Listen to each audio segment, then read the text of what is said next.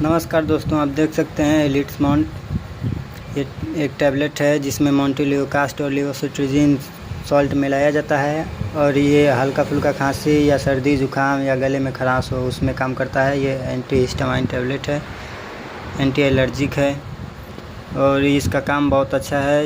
ये आपको मार्केट में एलिट्स माउंट के नाम से मिल जाएगा। आप इसको गुनगुने पानी से दिन में एक बार ले सकते हैं या शाम के टाइम पे ले सकते हैं। इसको डॉक्टर अपने अपने अकॉर्डिंग इसको देते हैं।